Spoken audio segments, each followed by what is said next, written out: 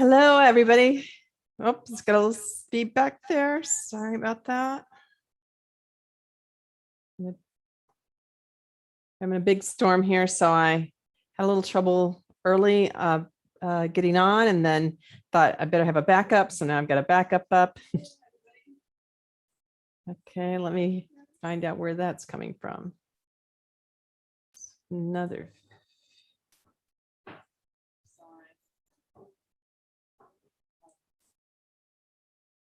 Okay, here we go. I'm Cynthia Allen. Thank you for joining me today. This is going to be a popular topic, I can tell by the number of emails that we have been getting. And it's going to be one that you want to take notes on, because I'm not going to share my slide deck with you afterwards. You can watch it on replay, but it's got a lot of information.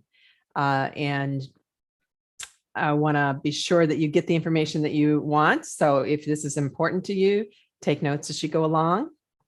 We'll have a small movement break in the middle. And I had asked you to have like a pashmina or scarf or something like that. And because we're going to be doing a lot of talking. And then I'll try to hang around at the end in order to answer some questions for you for sure. I want to say something about my background in case people are watching that don't know me, because I think it's really important, especially on a topic like this. I was in healthcare management for many years. I am a Guild certified Feldenkrais Practitioner.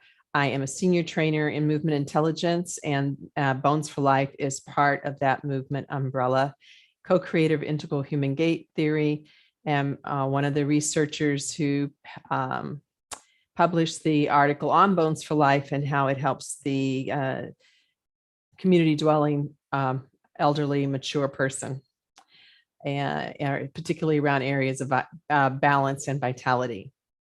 So I'm going to get right into sharing my slide deck. Keep your questions. I don't have anyone helping me today, so be sure you keep your questions in your mind that you want to ask later, because I don't think I'll be able to go up and down the entire chat. I definitely will not be doing it as we go along, because it's a pretty solid amount of information for you to get. And let me get that up here.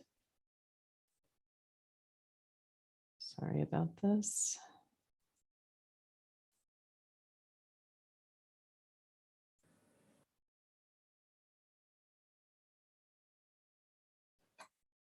Okay, not quite there. Why is that not there yet?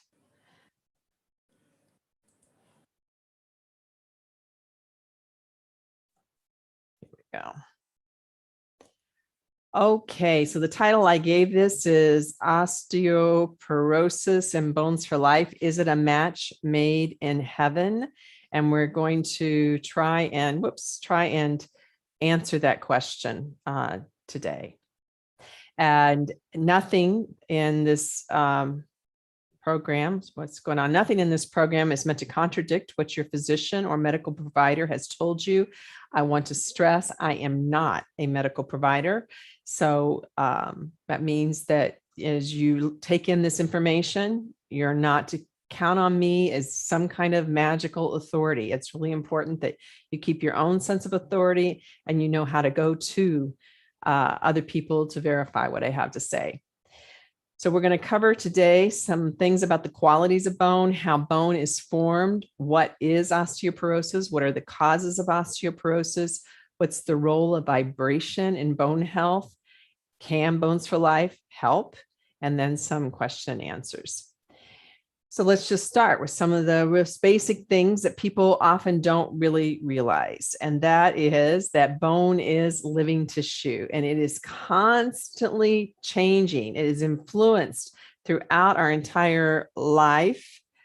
And you will find that this coupling between the formation and the reabsorption, or what you could call the building and the demolition, or the building and the taking out the trash kind of pieces of it, is always going on, always going on. Now, the bone is particularly important for us in producing all the minerals that we need. It's this red blood cells. It's structural. You need bone because you stand upright, because you want to walk on two legs. Your bone is not the same if you don't have to move away from gravity, right? So if you're more of an amphibious being, it's a really different thing. And if you stay with your belly always on the earth, it's a different kind of structure. It's bony, but it's nothing like what humans get when they get onto two legs. So, and now actually bone is also being looked at as part of the endocrine system that actually influences emotions as well. Now, properties of bone include that it has tensile strength. This is like if you were going to pull it apart. It is the tensile strength that's similar to cast iron, although it only weighs about 1/3 that amount. In bending, it behaves like steel, but bone is only half as strong. It can, in compression, putting major compression down on it, it can, withstand the forces exerted by a running man. And on the single hip joint, the compressive force is about 6 times 1/2 the body weight. So it's a pretty amazing thing that we have as human beings. Now, we divide the bones up typically into 3 kind of categories. There is the sesamoid bones, or the floating bones in the traditional model. Now, if we were talking about biotensegrity, they would say, hey, all bones float, and which is also true. But this is the traditional way of understanding bones. And so the sesamoid bone would be, like an example of it would be the patella. This is on the kneecap. And then we have the flat bones. Let's see here. I should probably have a little thing that you can see here. The flat bones include the pelvic structure, or the shoulder, back of the shoulder blade, and the skull. And then the long bones include the femur. This is, we're looking here at this x-ray is a hip joint on the right, and that's the ball or the head of the femur, and then the shaft of the femur. So the femur, the long bones of the arms, long bones of the fingers, and the actual vertebra, the vertebral bodies. The ratios of composition of bone is 80% is cortical, and this is the really strong part of the bone, hard part of the bone. And then 20% of it is trabecular. And this is the spongy part of the bone. And it's the part of the bone that we're really concerned about the most in osteoporosis. And we'll talk, and I think you'll see why that is true. So we see here a picture of the cortical bone, the outside edge covering, and then that little Swiss cheese looking in between, which is the trabecular bone. Now, it's all about, in the beginning of life, going up. That's right. Bone remodeling has this blast of osteoblast. I think of this like the big bang, or the birthing. This is where it signals to the system to build down, lay down bone, lay it down, lay it down, lay it down. And then it has the osteoclasts that come in and do the demolition and clean up. Now, the signaling for this is really complex and mostly way above my ability to understand it, but there's all kinds of things that signal in the body that says, hey, this is the time to build, this is the time to take down. It's possible that the higher your peak bone mass is earlier in life, then the less likelihood you are to have osteoporosis. Possible. And we know that the healthy diet and the weight-bearing exercises during the formative years really do influence your peak bone mass and then how things unfold in the future. So in the early years, it is about building, building, building. And in fact, they've done some great studies where they take adolescents and they just have them do 10 jumps a day. Now, you know, there's certainly people here watching that couldn't do that kind of movement then, or maybe can't do it now even still. And I'm not recommending that people are my age start doing a bunch of high velocity jumping, please. That's not what I'm recommending. Just letting you know that just as few as 10 jumps a day for people in puberty children in puberty can make a really big difference in bone mass. So these years, the body is going build, build, build. Well, what does that look like? Well, on the bottom here, we see across the 10, 20, 30, this is the age of individuals. Up the axis on the left here, we have bone mass. The red line is women. The blue line is men, or the white and blue is men. And we can see that at birth is the lowest point, although it starts to drop pretty low there at the end of life, but the lowest point of bone mass. And men and women, or males and females, are pretty close to each other.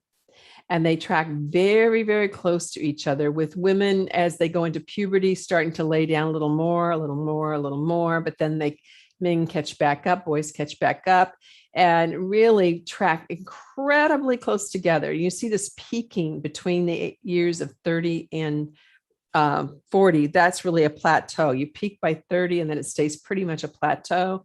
And then it starts to gradually decline. And then we see that women will drop off in the post-menopause. In the first 5 or 6 years after menopause, they'll lose an additional 5-6%.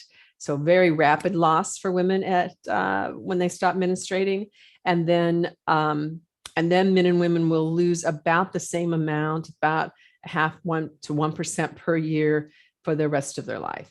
Well, that's a big gulp, because it turns out that osteoporosis is natural.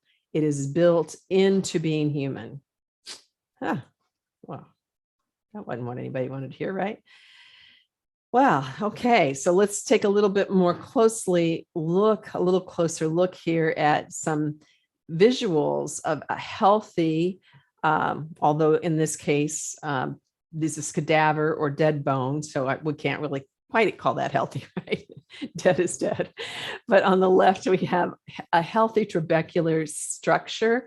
And you can see from an engineering perspective how when you put weight down on that, the way it crisscrosses and the dimensions of it and the convolutions actually allow it to have quite a lot of strength. And of course, the holes would be full of red matter, all kinds of things going on in reds and yellows, a very lively activity. On the right, we have osteoporotic bone. This is severe osteoporosis, and we can see how that honeycomb structure has really broken down. And so when we start to imagine if we wanted to put 10 pounds of weight on one of these two bones, let's say this was the leg bone, and we wanted to put some compressive force into it, the chances are we could all agree that we would prefer to put that on the left one than on the right one. Well, where do these terms of osteoporosis and osteopenia even come from? Up until 1992, osteoporosis was not diagnosed until you had a fracture, really, a fragility fracture. But in 1992, the World Health Organization, the WHO, started to evaluate the aging population because the rate of aging was dramatically increasing. We've all heard about the boomer population, right? Also, though, the rate of hip fractures was increasing, particularly in westernized cultures, at astronomical rates. And so and they wanted to understand what is the impact of bone loss and how can we, if we understand that better, can we somehow modulate these increasing hip fracture rates? So bone mineral density, BMD, is something that many of you have probably had a test in, and you can just put that down there if you've had it in the chat, if you've had a BMD yet, which I don't mean that everyone needs to run out and get, but a lot of you that are here probably have had it, and that's part of why you're interested. So a BMD, bone mineral density, yeah, there you go, is a derivation. It's not a pure calculation. It's a calculation of a calculation. And normal is having a bone mineral density that's within 1 standard deviation point of a young adult reference mean. Osteopenia is greater than 1 and less than 2 standard deviation points below the young adult reference mean. And this is actually a 30-year-old. And then osteoporosis is 2.5 standard deviation points or below the young adult reference mean. Well, this is done, by the way, on a DEXA scan. The lumbar, I think we're going to get into that. Okay, sorry, let me not get ahead of myself. And then there's severe or established osteoporosis, and this is less than 2.5 below with a fracture, Now, they measure this at the hip, the femoral neck, the lumbar. It can be measured at the heel, the wrist, the forearm, but really the guidelines from the World Health Organization were established for central body sites only. Okay, so not for the heel, not for the wrist. And they were established for DEXA scans only. So not the kind of little ultrasound technologies that you can get at health fairs. The central body sites change more rapidly than the wrist and the heel. And that's partly why the standards apply to the central body parts. Also, DEXA scan has its own issues, but the other types of technology is even more volatile, I would say, and easier to not get great results with. There are some things that a lot of people don't understand about bone mineral density, and one is that bone mineral density tests, the DEXA scan, it isn't actually very sensitive. So it's really good for diagnosing osteoporosis, which, by the way, it's a strange thing how that all happened. It happened very rapidly, that not only did we end up with these diagnoses, but then we started to get DEXA scans everywhere. Then we started to get the medications coming out. And so this is really a very new field in medicine. The first attempt to change this situation of osteoporosis for women was to do hormone replacement therapy, because they saw, hey, it's not great as women age. And after they have menopause, they are losing bone mass, they're having hip fractures, they're having vertebral fractures. So let's extend the life of hormone replacement therapy. And that actually did help the fracture situation quite a lot. But then we had all these other problems with extending hormone replacement therapy, particularly in heart conditions. So then when they ratchet that back and started to put their work into developing medications and testing. So bone mineral density is good for diagnosis, but it's not very good for tracking change. It's not sensitive enough to track change. You really the recommendations are no sooner than every 2 years, because it doesn't really have the ability to titrate small. But if you work with an endocrinologist, someone who specializes in bone health, they will do things like urine and serum tests, which are extremely sensitive and can tell change in something like 4 to 6 months. So when you are looking for your bone mineral density to improve, if you're just following up with your GP or internal medicine doctor, they are probably going to be looking at BMD only. Like if you ask them about the urine tests, my experience is they'll say, I don't even know what you're talking about. So I'm not a fan of osteoporosis being managed by the primary care doctor. I think this is one where having an endocrinologist is really a good idea. I know some people might also choose functional medicine doctors. That's another choice that people could make. And there'll certainly be different approaches given through those two different things. But if you are seeing your GP and you're expecting to see a great result on your bone mineral density within a year or even 2 years, that might not be the case. You might just basically be holding even. But your urine or serum tests, and I'm more familiar with the urine tests, actually tell them whether the coupling between the osteoblast and osteoclast has been reestablished, or that you're actually starting to get more formation and less tearing down, taking out the trash. And that's what you want to see, is more formation, at least for someone who's aging with osteoporosis. That's what you want to see. There are actually conditions that lay down too much bone. That's not what the topic today is at all. So something that comes up when you're in a field like I'm in, which is considered to be sort of complementary, or some people call it alternative, which I don't like, because I don't think we're an alternative. I think we're a complementary approach to be used. But nonetheless, sometimes people who are drawn to this kind of work are relatively anti traditional medicine and anti-medication. And you will even hear things like, well, in fact, I heard this in some of my training. So that bone mineral density, it doesn't really mean anything. Well, I can't say that it doesn't mean anything. The bone mineral density, does it mean that you will have an increased hip fracture risk? The answer is yes, it will indeed mean that. It isn't a given for sure, but it does increase your 10-year probability rate for a hip fracture. So at 2.0 standard deviation points, you get approximately a 15% increase, and at 2.5 minus 2.5 standard deviation, you get approximately a 30% increase in hip fracture rates. Now, I know none of us want hip fractures. That's still true. Over 25% of individuals with a hip fracture will die the following year. These are big, big injuries.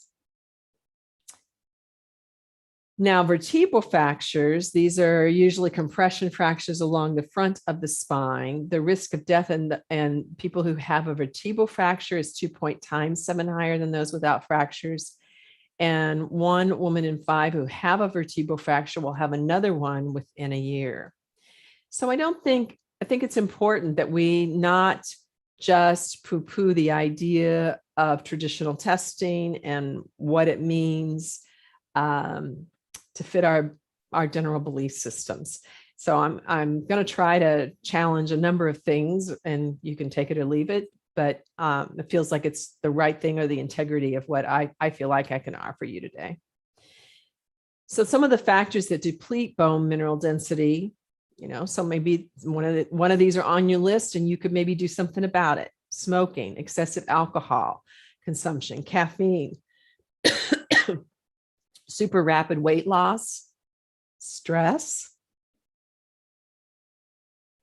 acidosis, certain types of prescription drugs like corticosteroids, digestive disorders like celiac, Crohn's, colitis, irritable bowel syndrome, and endocrine disorders.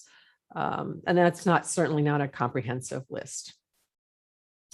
So the answer to this question, I put in an email that somebody wrote me and told me that they didn't like the tone of my email at all, the question was, if we live long enough, what will be the one thing we are all diagnosed with? So I'm sorry for the person who didn't like that tone, but this is the truth.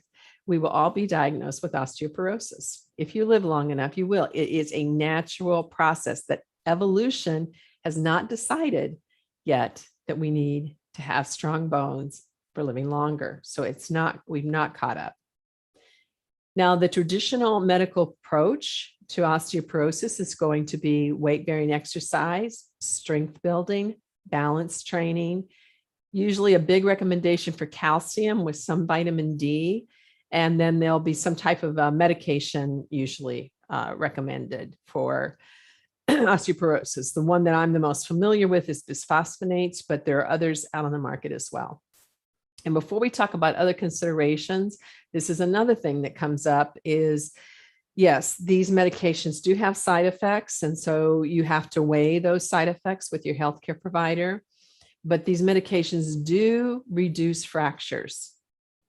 And I know some people are not going to like hearing that, but the studies show that if you don't end up with the problems with the side effects, which do happen, unfortunately, everything has a risk to it.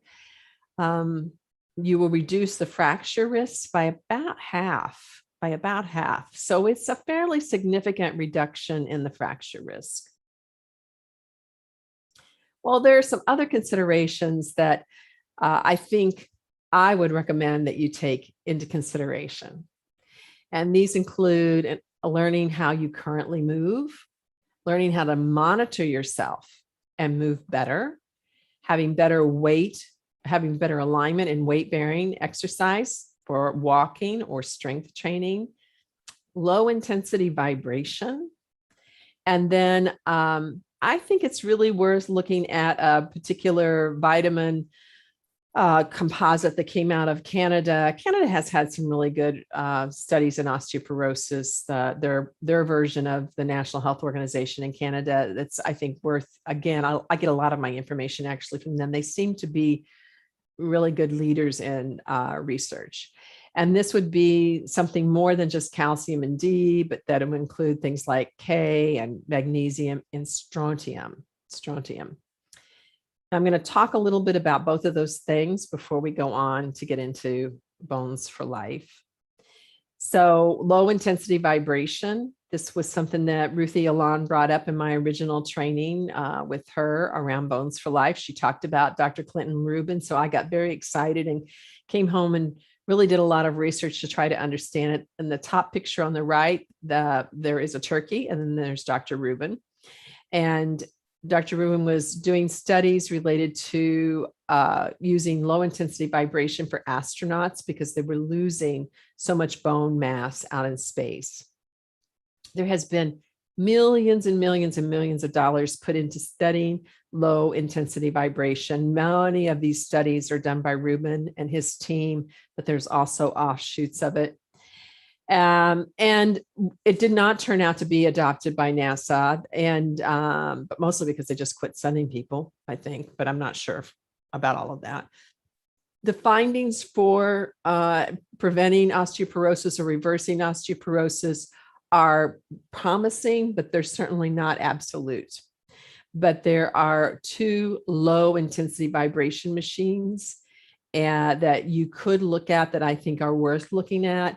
And one of them is called LIV, L-I-V-M-D, L-I-V-M-D, and the other one is called Juvent. They both are very safe. There are a number of people making whole body vibration machines. Most of them are above 1 G-force and really are not safe for people who with osteoporosis or people as they age. I'm not sure they're safe for anybody.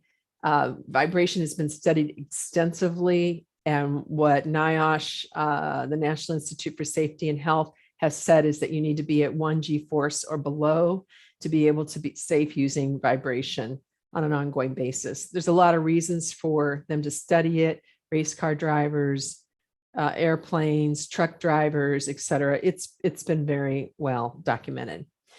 So vibration done right actually ends up being about the same amount of vibration you have when walking if you have a healthy skeletal system that knows how to interpret the vibration positively. Also, those studies have shown that there's a lot of really super responsiveness to in the bone marrow in the adult stem cells. So these adult stem cells, when they're vibrated in this way 10 minutes a day, they start to make better choices about what they're going to differentiate or grow up to be. So instead of becoming fat cells, they become muscle cells, bone cells, central nervous system cells, and without vibration, without the right amount of vibration, there is a tendency to go towards fat cells. So they've also been seeing some nice results related to diabetes and other things. Again, not at all some kind of 100% thing, because the causes for osteoporosis are so wide. And really, we still don't know a lot about it. Now, the 2 vitamin protocols that I've seen that I think are worth looking at, and there might be some traditional medical model for this, but I'm not aware of it. These are the 2 that I'm aware of: is Grow Bone by Vitamin Code and Algae Cal, which I don't know very well, but I have looked it up now to see that it's very similar in what it does as the Grow Bone one. I've used the Grow Bone one, but I know people are very, Algae Cal is a very good marketing group, so you probably see it more quickly. And these both follow an old Canadian protocol, old as in maybe like 20 years old, on vitamins, and includes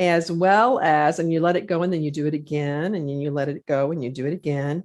I'm starting to change something about the flexibility of my arms, but I'm also kind of giving a call to my back to just begin to change its shape a little bit, to my chest to begin to change its shape a little bit.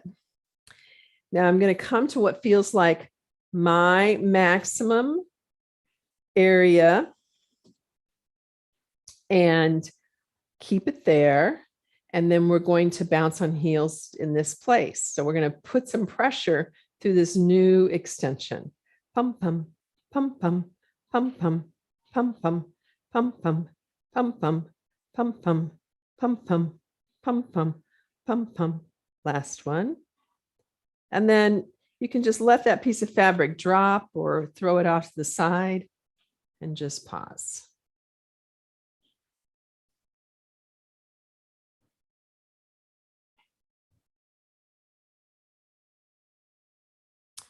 Okay, so now we're going to take the fabric and we're going to drop the other hand behind the head.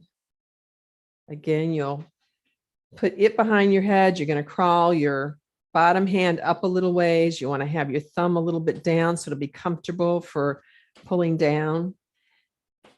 And then you'll begin to slide it down, slide it down, slide it down, slide it down, so that you begin to feel maybe your elbow starts to kind of go a little bit behind. Okay, and stay there. And let's bounce on heels together. Pum, pum, pum, pum, pum, pum, pum, pum, pum, pum, pum, pum, pum, pum, pum, pum, pum, pum, pum, pum. Last one. And then again, let it drop.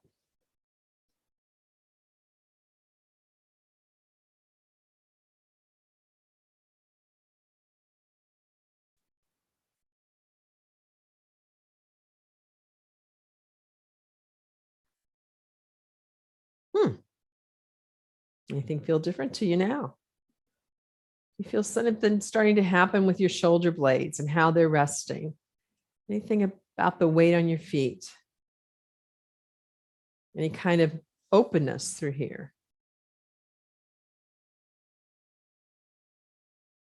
Okay. So we're going to pause with that. We're going to continue with this process a little bit further in. Why don't you walk around for just a moment so you can feel and give yourself a little walking break.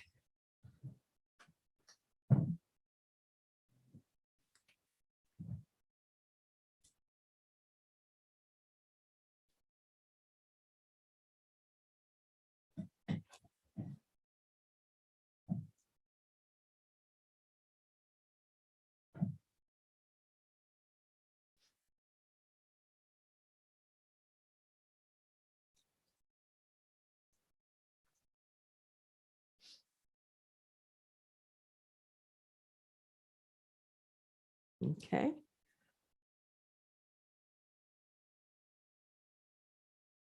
And then come on back when you're ready. And I'm going to go back to sharing the screen. While I get my share screen ready, why don't you please place in the comments some of the things you noticed already with that process that we just did halfway through. It's called Hand in Hand in the Strip from Bones for Life. Maybe you already felt some things that felt good. Get my places.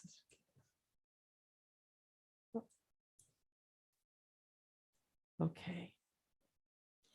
So now we're going to start talking about what we understand to be precautions in movement for people with osteoporosis. Many of you have heard many things about this. And in a 1984 study, they took women who were between 49 and 60 years old that had osteoporosis, and they put them through an exercise regimen. Oh, I'm so glad to see people more comfortable. Oh, great. Oh, I love that. Love it. I know it's a very heavy lecture today, so glad to get a moment for you to feel those changes already.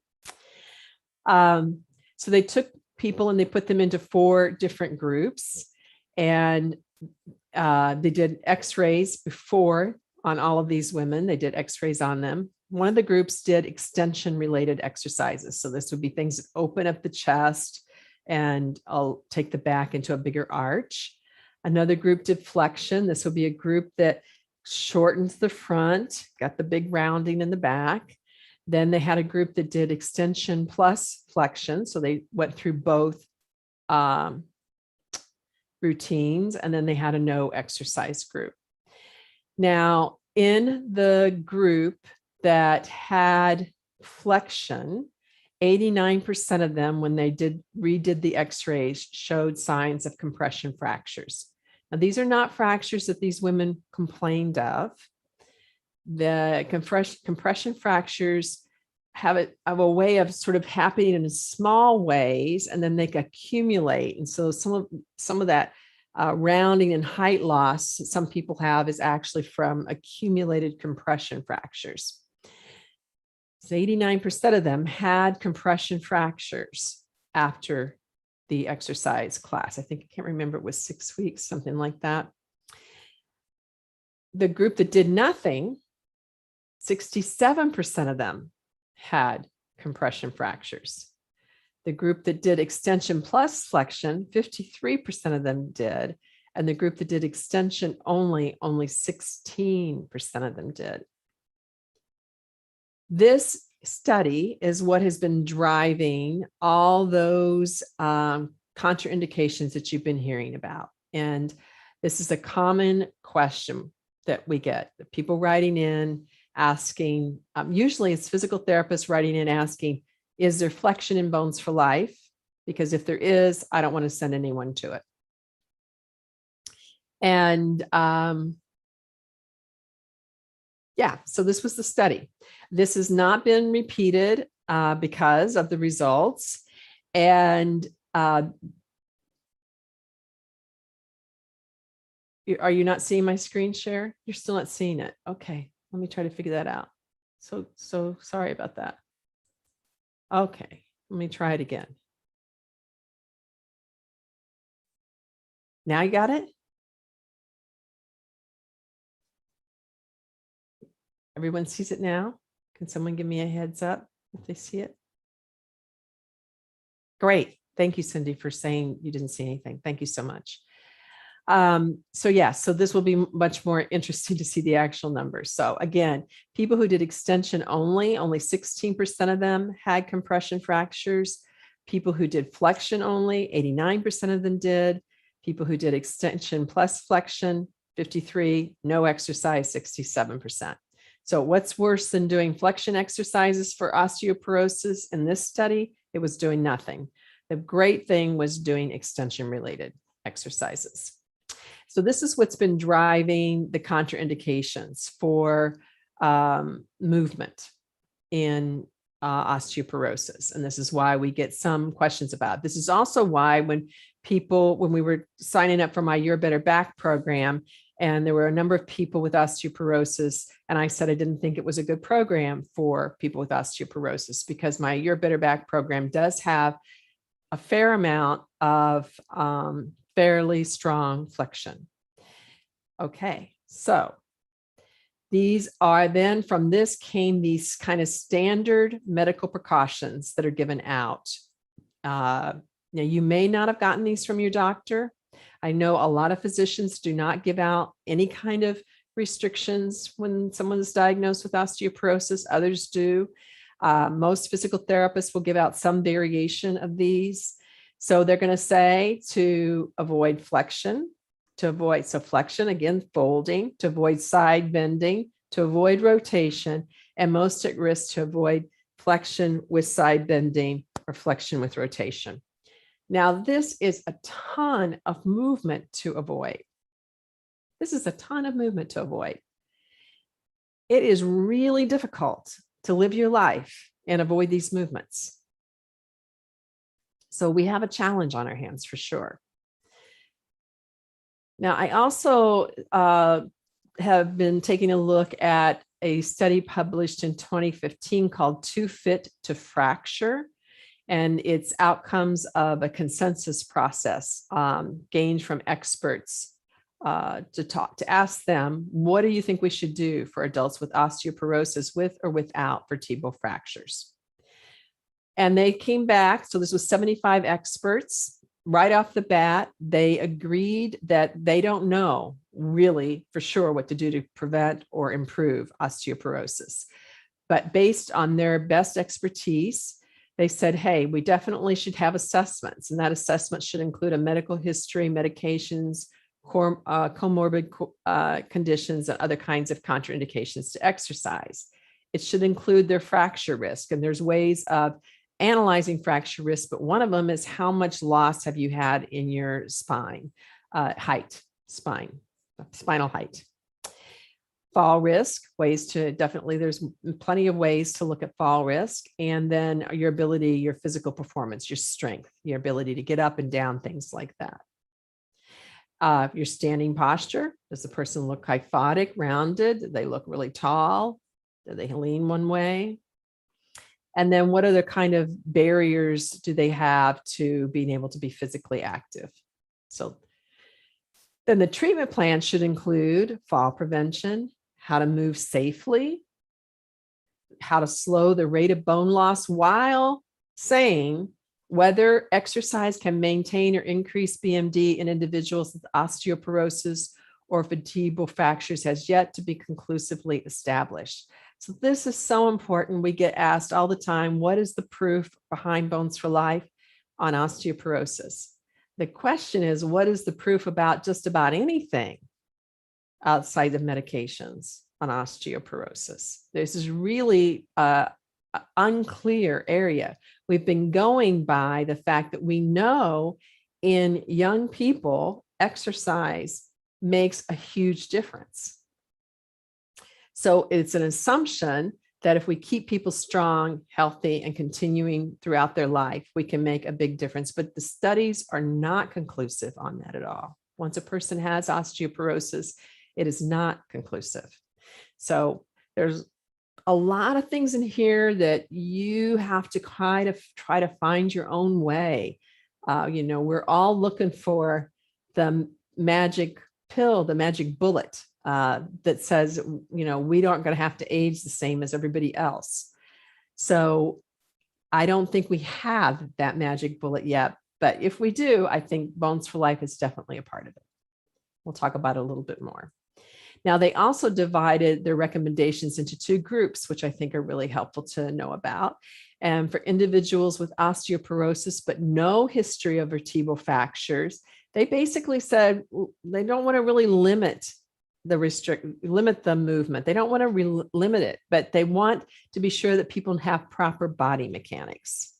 And then for people with osteoporosis and a history of vertebral fractures, they felt like these are higher risk people and they probably should be referred to a physical occupational therapist for evaluation, and then what kind of activities and what all can we do for balance, posture, pain, etc. Now, this last one, I think sounds lovely, and I think also is actually more challenging than we realize, both money-wise. Some people can't really afford those evaluations, depending on how their insurance works. And then also, this is not a specialty of every physical therapist. So finding the physical therapist or occupational therapist that has really made it their specialty, I think also would matter. So how can Bones for Life help? Well, it improves body and movement awareness. And this was talked about in the Too Fit to Fracture paper, that you really got to help people sense themselves better. And that is something we are really good at in somatics. And it is not something that physical therapy or occupational therapy is typically as good at. They're really great at strength building. They're really great at getting people functioning. They're great at helping people know exactly what they should or shouldn't do, but they aren't always have the nuance that somatics has, because we have the time to help guide people through and sense and feel themselves in different ways. We can help people improve their alignment under load bearing. So Bones for Life actually came out of studying the gait pattern of African water carriers, women who bear big loads on their head. And what is it about their alignment and their gait that allows them to do this with apparent relative ease, or what scientists call carrying a load for free, because they can carry up to 20% of their body weight and not increase their oxygen uptake. We can help make the quality of walking better. And if the quality of walking is better, more enjoyable, people will do more of it. We can help improve their balance. And then we can help improve something that we call proportional flexibility. And proportional flexibility means that place that you always bend at in the spine. Maybe you've got this habit of always bending right here, right here, right here. And you've forgotten really what your low back does. You've kind of forgotten what your pelvis does. You just put a lot of load on one or two vertebrae all the time. If we can help you learn to spread that load throughout your whole spine, throughout your system, so that it's not so specific to just one area. We do a lot of different work with sensing ourselves and using your own hand. So I hope that you've been watching this Bones for Life series. There's so much that we've put out there for you. That series, by the way, is all available on the replay page that you've been getting in every email until the 7th, and then we're taking it down. So you want to be sure you check it all out by the end of the day, Thursday. We do so much with the wall, with the floor, to provide safety so that you can feel yourself on the ground and not only have safety, but the flatness, the hardness of the wall, or sometimes we lean with our back against the wall, for example, or the floor, allows you to fine tune how pressure moves through your spine in a very, very safe and non-weight loading way. So you don't have the whole weight of your body on your spine while you're learning to sense, while you're learning to find these ways of letting movement travel through you. How movement travels through you is something virtually nobody else teaches. This is really a uniqueness of Bones for Life. Not how you can get your body into every other kind of position, but how can you let movement travel through you so that as movement travels up and then travels back down, it's very clean. It gets cleaner and cleaner as you do more with it. So another use of wall space, another use of wall space. Oh, yeah, a use of the wrap. And this is vertical climbing, horizontal climbing. And here is being on the floor and learning to find flexibility within thoracic, again, in a supported way. Actually, we would normally put something under the belly here just to support the low back.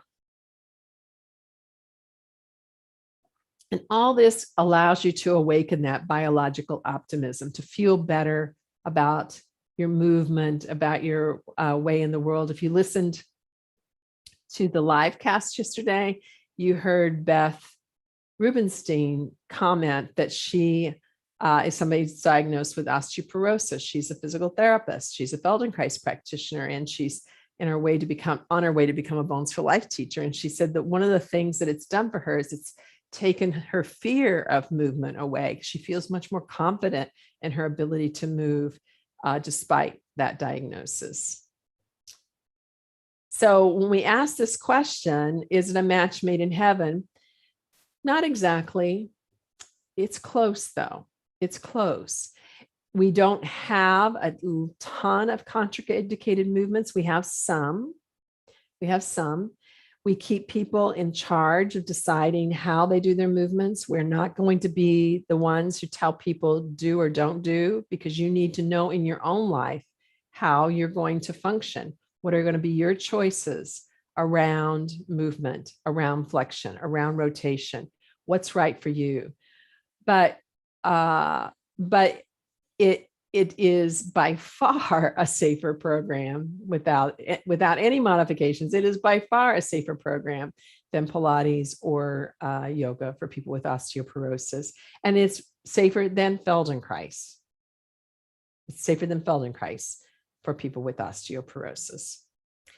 I think, and then this is, by the way, I'll put this in the comments for you too, but this is where you go to find out about the Bones for Life immersion that's starting up soon. So I'm going to stop the share and let me, I know it's an awful lot of information. I'm kind of nervous about it, actually. Could you tell I was nervous? I kind of been talking fast because I'm not used to giving this kind of information to such public groups. So let's finish up this process and then let me take some questions from you, huh? Okay, so come back up to stand.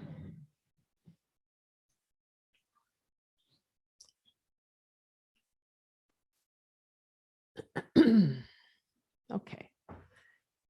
So let's start again. First, just feel yourself in standing again because we've been sitting and we want to feel what's our current state. Sorry about how fuzzy that is. I don't know if I can get it to focus on me or not. Want to have a sense of what is our current state so that we can tell, are we changing? We want to be able to learn to observe ourselves with increasingly more detail, more awareness. So that's what this piece about stopping and noticing yourself to begin with is about. Arms hanging. What's my current height like? What are those three curves like? How's the weight in my feet? How's the weight on how's the angle of my knees? That could be an interesting one to pay attention to too. Okay, now we're going to do a little differently. This time you're going to place the hand down as far as is comfortable for you, and the other hand is moderately comfortable and up. Okay, then let me be in a step position here for you. And then whichever hand you have on bottom, please bring that foot back so you're in a step position and just bend your knees slightly. So there's a little sinking, and that'll help to release some of the length of your back, and leave your knees that way. And now this time you're going to pull with the hand upwards. Whoops, I got to not pull my scarf, pull up, up, up. And as you pull up, start to let the arm go a little bit more behind the back.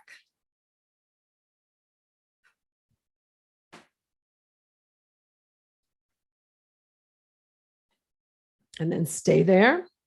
And we're going to bounce on heels.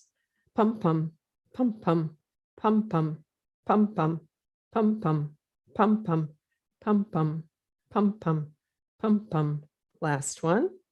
Let it go. Bring your arm down, your scarf to the side. Bring that front foot back to be parallel with the back foot.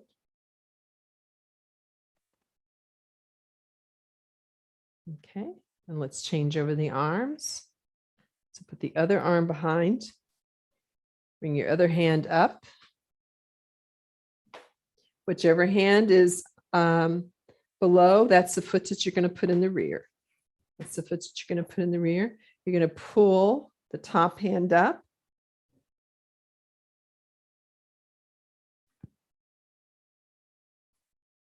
After you do it several times, it's sort of like flossing, isn't it? Like you're flossing along your back. Stay there.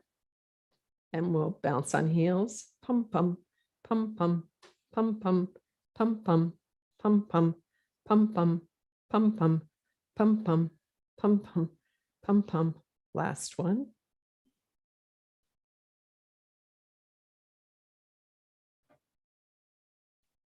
Bring your front foot back to be parallel with the back foot.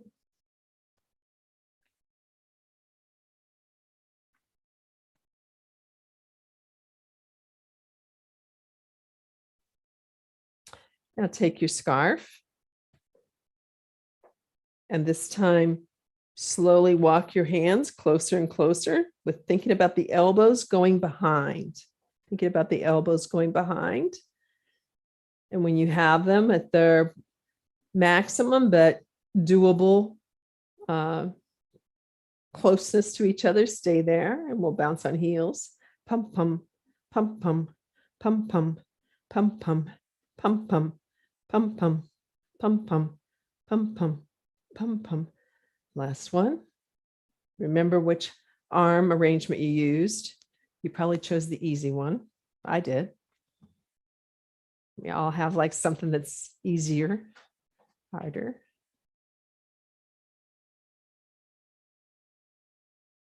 Feel and sense. Now bring your other hand behind.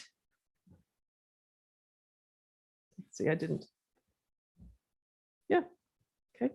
Bring your other hand behind. I thought maybe that wasn't my easy. And then start to crawl them towards each other.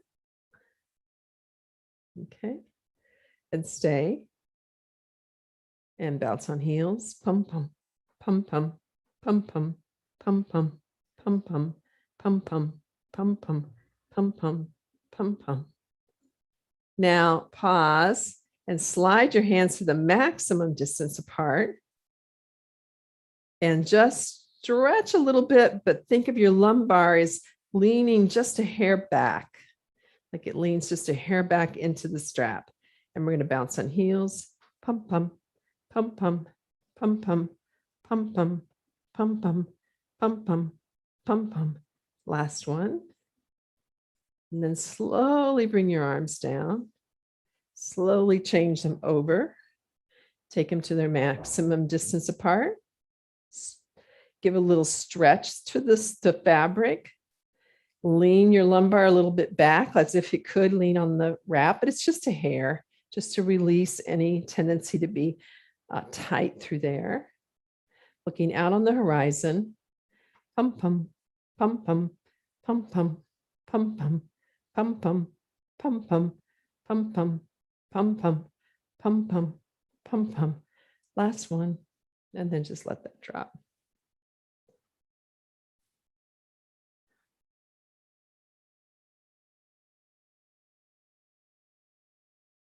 And well, what's different now about your way of standing in the world?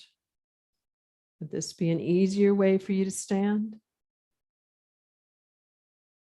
Is there something about the alignment that feels perhaps more powerful, more helpful, new? Something about those curves that seems different? The weight on the feet, the angle in the knees. And then walk around.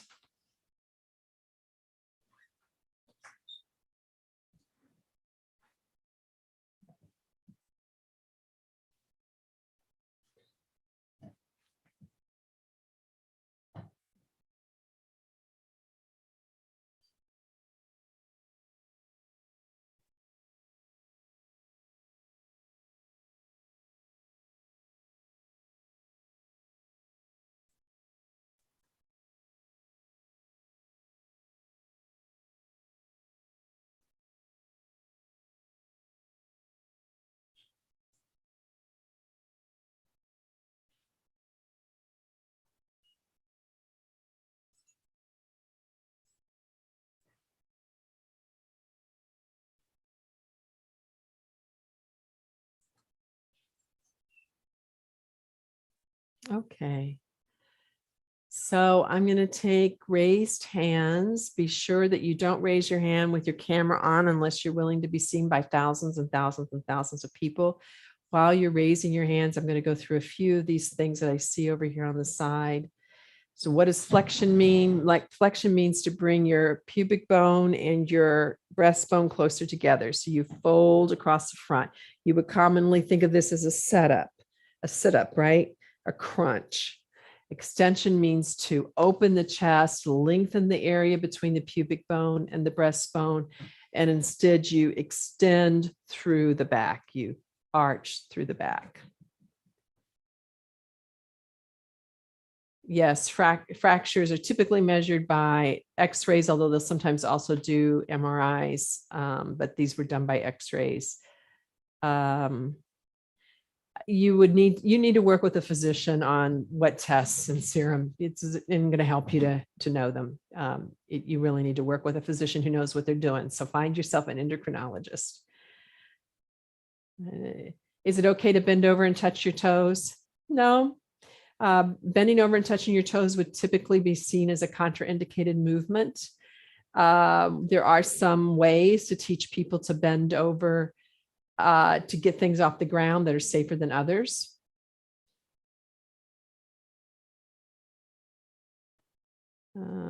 Juvent's around 5 or 6. I think LiveMD is around 3,000 now. I'm not sure. When I bought mine, I think it was around 2,500, but I think it's around 3,000 now. LiveMD is by Marodyne, Marodyne. The back leg stays just a hair bent, yes, while you're doing the bouncing on heels.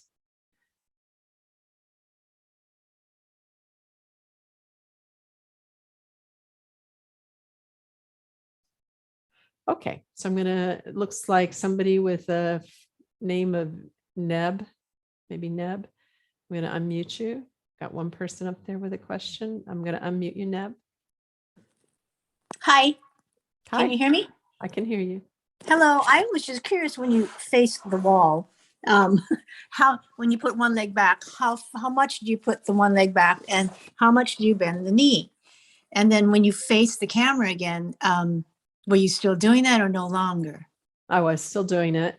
And it's about a half of a step. So usually I say the step position doesn't need to be large at all. Just maybe your toes in line with the back of the arch of the front foot. Okay. And it's a small bend. If you just stand up right now, Neb, and anybody who wants to do this, if you want to stand up, go ahead and stand up. I'll give you something to do real quick to demonstrate this. If you stand up and you place the back of a hand in your low back and you feel the current curve, go ahead and lock your knees back and feel what happens in the curve of your back, low back. And then go ahead and softly bend them and just go a little bit beyond the readiness to go, oh, that feels just like a tiny bit of bend. And you'll feel a shape change in your low back, yeah? Yeah, it releases. Yeah, it releases. So what we don't want is to get people into, when you're doing these pulling on the wrap one way or the other, what'll happen for people is that they will arch the low back more and the thoracic doesn't change at all. Okay. So having the slight bend in the knee helps to prevent that. So then you're keeping the front knee straight, but not locked. It's not really straight, but it's not, you won't notice it as much on the front leg. I mean, it's certainly not locked for sure. It's a little sinking in both, but you'll notice it most in the back leg. Okay. So we transfer the weight to the back leg and then do this as we pump. I'm calling it pumps because you say pump, but the heel raises. So I think the weight is just a tad bit more on the back leg, not much. It's not much. It's pretty well distributed. Okay. Thank you. You're welcome. Thanks for asking the question. Okay. Merlin. Let me get you right here, Merlin here. Merlin. Hello, a couple quick questions. One is, without flexion, how do you strengthen your core? Say it again. Without doing flexion exercises, how do you strengthen your core? Well, that's a really great question, isn't it? Oh, no ready answer for that one. Oh. No, they wouldn't. I don't think they have any ready answer for that whatsoever. Oh, wow. I think they don't think that. So yeah. I mean, we do some things in some of the things that I work with, and in Bones for Life, you're going to get a different kind of strengthening of the core than flexion. And it's going to be the strengthening that allows you to stay more upright. But I think these are really good questions about some of the problems with this global no flexion, right? Just a global no flexion. One of the things that the Too Fit to Fracture people talked a lot about, which I really appreciated in the study, was not taking people to the end range of movement. So maybe a lot of the movements would still be possible, but especially for people who have osteoporosis, but no fractures, but not taking them to the end range of movement, which I think really fits with what we do in our work. Because first of all, in Bones for Life, we encourage movement at 20% or less of what you can do. 20% or less of what you can do is what we're encouraging all the time in Bones for Life, because that's the range in which you can really monitor yourself carefully and actually neurologically change some of your habit pattern instead of just reinforcing what you've always already done. It's also a really safe range. That's nowhere close to the end of range of movement then. And what does end of range movement mean? Does it really mean, which I think that they think it means the maximum crunch that you could do. But I would say an end of range movement is anywhere along the chain of movement where an area gets locked out. And so that's something we're really good at teaching people, is how to sense along the length of your spine what's happening instead of that one area or two areas that always arches or that always flexes or the knee that always hyperextends, that we're able to help people find those details better in Bones for Life. Great, great. What's your background, Merlin? I'm a dancer. Yeah. Yeah. So, I mean, you guys do a lot in both flexion and extension for sure. Yeah, I think there's a lot of things yet to be answered. And so again, like I said earlier, we're hoping for a magic answer. We're all hoping for it. None of us want to die, and none of us want to die, crippled or with a fracture or whatever. We want to be able to die with some dignity. And yet we have this, I think, an evolutionary challenge, which is osteoporosis is, knocking at the door. And it knocks at the door sometimes for people who are super active. Dancers get osteoporosis. I mean, people think it's all about activity. It's not all about activity. So it's a complicated one that we don't understand yet very well. Yeah. And so I saw people writing about strontium. You're going to find everything under the sun said about most of the things, but Europe in general is using a lot of strontium. So the question to ask your physicians when you're talking to them is, they track on two things. They don't want you to waste your money. And so they'll say sometimes, well, I don't think it's going to help you any, but I don't think it's going to hurt you either. And so then you can make a decision based on that. And then they also want to be sure they actually give you things that don't, advice that doesn't hurt you. So those are all things that they might talk to you about. Thanks, you, Merlin. Oh, go ahead. Sorry, I muted you. Go ahead. One more. How would we know if we have any history of vertebral fractures? You wouldn't. You wouldn't unless it was measured, and no one's going to measure you for that.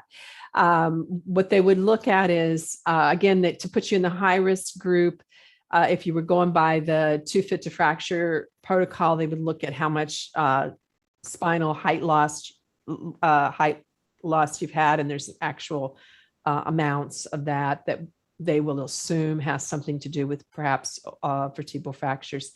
These are not big fractures. These are tiny, tiny little fractures that keep accumulating as wedge fractures over time until you've just, lost more and more. It's so odd because just like muscle needs to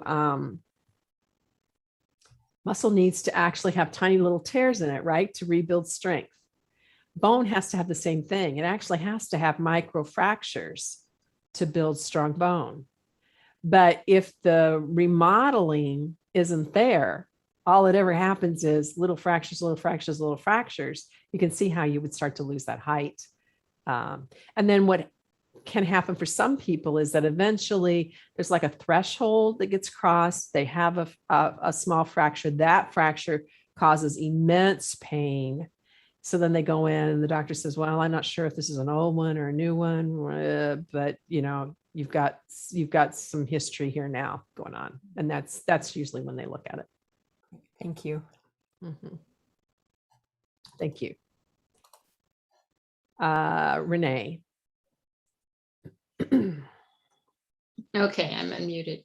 I have two questions, one about myself, one about a dear friend who's just had mastectomy. Now, I'm not sure I have enough information to actually find an answer for this, but her doctor is giving her they call them anti-cancer, drug to interfere with the future production of cancer cells, hopefully. Mhm. This also interferes with bone density. I mean, with bone growth. And so she's very interested in learning more about what she can do to maintain as much as she can of her strong bones. She's very active. She's a family farmer, we'll call her that. She's, carries heavy things and has lots of energy, but now life is turning around for her. She's 70 or 65 rather. Yeah. Any suggestion other than start her Bones for Life class? Well, I mean, she needs to definitely be working with her physician for sure. I think she Yeah. could absolutely look at like low intensity vibration as a possible thing. It's not it's definitely not a 100% thing. Nothing else is though either. And I, generally people feel a kind of sense of vitality that arises from that. I mean, I think the Bones for Life work is fabulous for someone like that to be able to, reclaim their body in a really positive way. One of the things I really didn't talk about much, but, if you want to look at one of the biggest predictors for changing whether or not people have fractures is whether they fall or not. So, anything that we can do that improves people's uprightness and ability to be responsive in unusual terrain is generally good. Depending on how fit they are, they might do really great with a Bones for Life program. Again, for that, if they're super, super fit, there's somebody like doing parkour or a lot of natural movement and stuff. Well, what Bones for Life is going to give them is a sense of the subtleties of things that they can change that would be hard to get in any other way. But it probably isn't going to dramatically improve their balance because they're already doing some really, high-end things. Yeah, that sounds very practical. And yeah.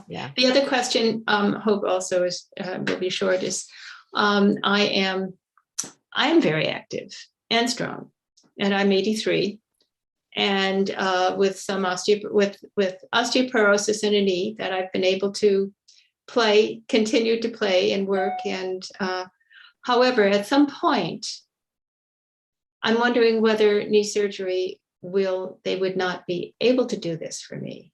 It's unusual that they would measure osteoporosis in a knee. That usually is osteoarthritis. Right. I'm just, if my bones would not. It's a different issue. I just want to make sure we're clear on that. That's a very different issue. Yeah. Okay. There is very different not necessarily an overlap there. No. Okay. Thank you. Yeah. Okay. Welcome. Yeah. This was a wonderful presentation. Thank you. Oh, good. Thank you. Vicki. Are there different considerations if you're diagnosed with osteopenia? Yeah, so that's a really good one because I mean, I tried to combine like 4 lectures into one here. I have like 4 different lectures of these that I give in classes, and I tried to put 4 into one. So then I left out anything really about osteopenia. So, he's now retired, but he was a Walker. I think it's Walker, endocrinologist who's a big specialist in osteoporosis, who said that he felt that the diagnosis of osteopenia should have been eliminated. It should never have come into the lexicon because it scares people unduly, and just doesn't help. So there's that theory, which I kind of more subscribe to myself than it should be taken super seriously. I think it's an opportunity to ask ourselves, what could I do in my lifestyle in order to be able to do more? Now, the 2.5, the magic 2.5 less than a healthy 30-year-old that the World Health Organization chose was actually pretty much a random number. And there's now a call, some calls coming up for that to be updated, because it turns out that people with people in the category for osteopenia are sometimes having vertebral fractures, even though they're not yet diagnosed as osteoporosis. So there's a call by some people to lower that threshold for osteoporosis. So now you got these two really divergent points of view. So I think in the end, it still always comes back to being as well educated as you can reasonably be in a really muddy, murky field. There are people who say anybody over the age of 50 that looks like they could have osteoporosis or osteopenia, you shouldn't let them in your classes. And I mean, it just gets to be so absurd after a while. Like, I was thinking about how much fun my husband and I make of all the drug commercials, right? And all the side effects. Well, there's a whole lot of exercise classes now that by the time you're done reading all the contraindications, it's enough to scare anybody to death. And you're not sure what to do anymore. So it gets to be where the emphasis is getting to put maybe a little too much on all the things that could go wrong. In a somatic approach, we keep saying, you're in charge, you're in charge, you're in charge. And then we try to give you the best set of tools that we know how to give you to be in charge of yourself. You still have to manage peer pressure. You know, one of the things that I really noticed for myself, like around this whole mask wearing thing, is like, hey, I'm 62 and I'm still subject to peer pressure around when I wear masks, when I don't wear masks, how I feel about, I feel differently if I'm the only one in the room wearing a mask. And I have plenty of experience of that over the last 2 weeks in big crowds, or if I'm one who everybody's wearing a mask, right? And then sometimes I chose not to wear a mask because I didn't want to be the one not wearing a mask. So those things still all happen in classes too, that we go, well, but that's what they're teaching and everybody else is doing it. And then maybe I should do it. And then I don't know what, so, I mean, it's hard. It's challenging to be an adult and be in charge, be as well informed as you can be and make decisions. It's difficult. And it's not reasonable to think that your Pilates, yoga, exercise, all of these teachers are all going to be able to monitor that for you. That is some illusion. I think that we can try to be educated and help educate our students, but I personally don't want to spend all my time on the contraindications for people of all kinds of different things that I'm not really even trained in. You know, we're not medical people. We know our particular field, but we don't know everything else. So it's a good question, Vicki, and one to really think about and weigh the balance for yourself between the fear of the, potential there. And what does it mean then to start excluding movements from your repertoire? There's not much being discussed about that, but I can tell you, if you exclude all those movements from a person's repertoire, their health is going to go down. I mean, movement, it's in and of itself improves health. So you have to figure out how to balance that so that people can stay active and not be in this constant, like, oh, I got to hold myself stiff. I've had some people come in. This is what they're doing. They're like, they are braced. This is not good either. Yeah. Thanks. Thank you.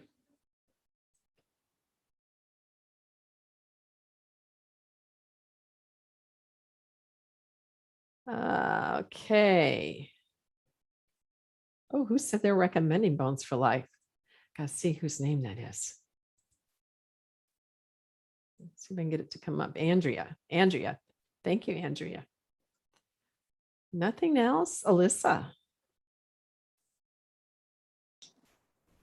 Hi, you made a comment earlier on in the presentation about, I think you said the bones are connected to the endocrine system. Yeah, they've done some studies now in mice. They've done quite a few studies in mice to show that if you change the quality of the bone, you change the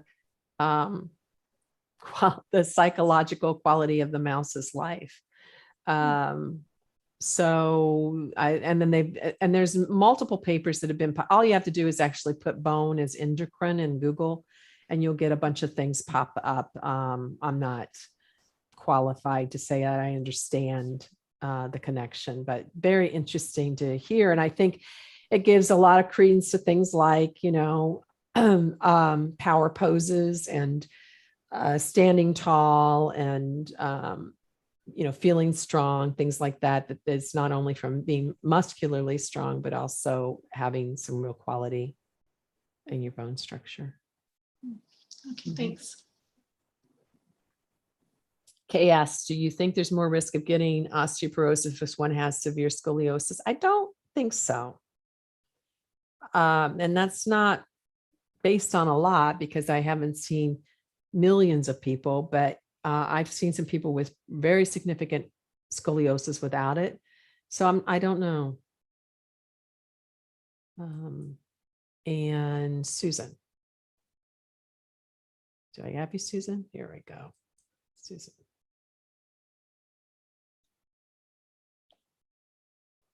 Susan. I can't hear you, Susan. So, can't hear you. See your eye. That's lovely, but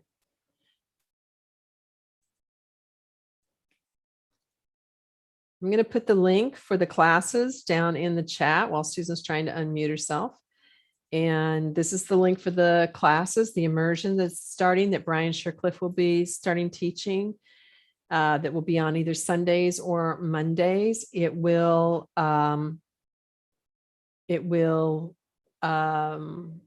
Registration for starting that program ends on Thursday.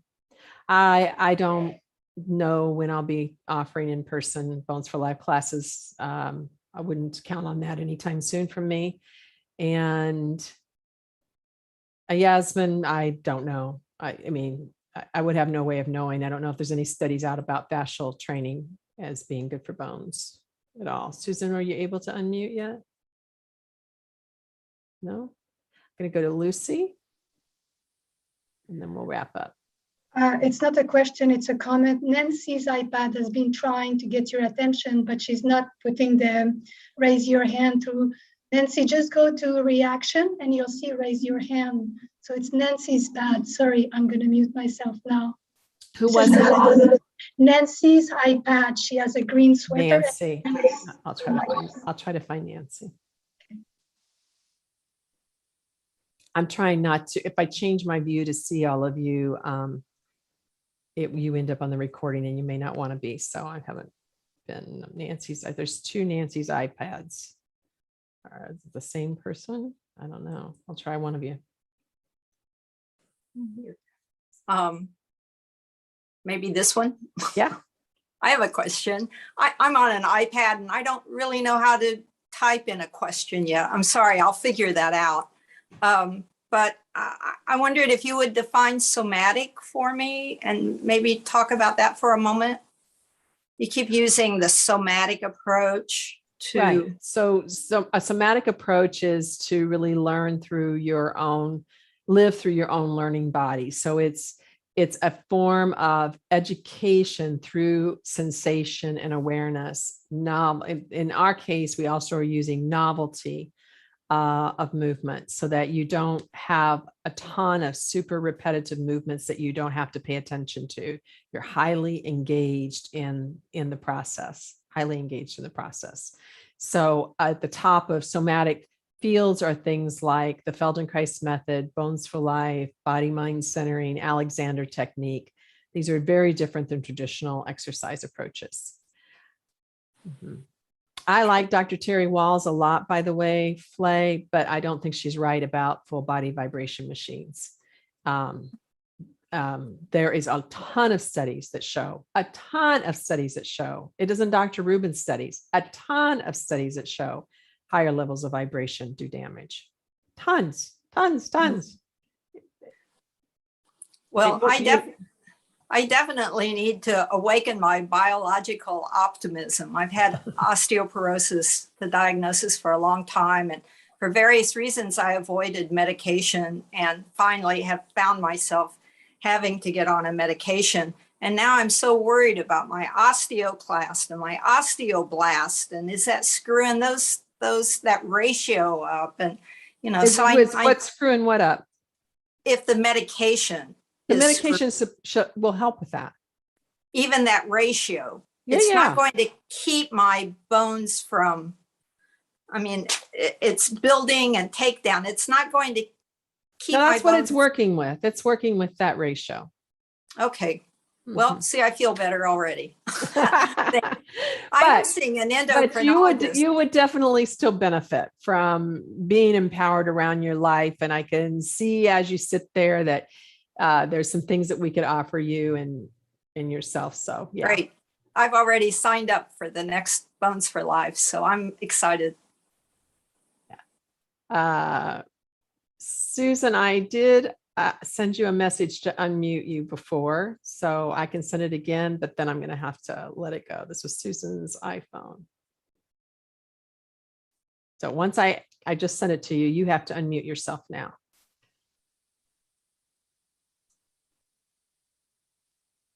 No? Okay. Okay, everybody. It was a very lovely time spending with you. Thank you so much for your great questions and comments. What is the lesson today? Be empowered.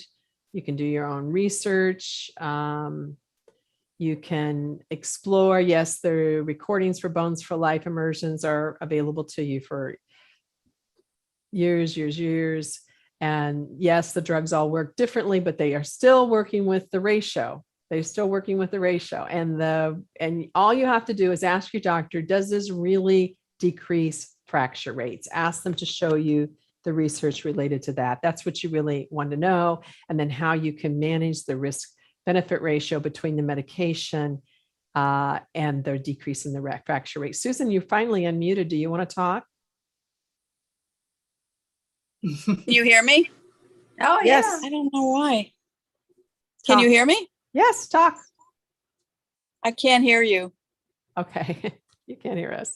Okay, so everybody, thank you very much. I hope you see I can't hear you. I hope to see you in Bones for Life. I hope to see you in Bones for Life very much. Okay, be well. The replay will be up soon. So watch the replays, check out the classes. We want to see you there. Bye-bye.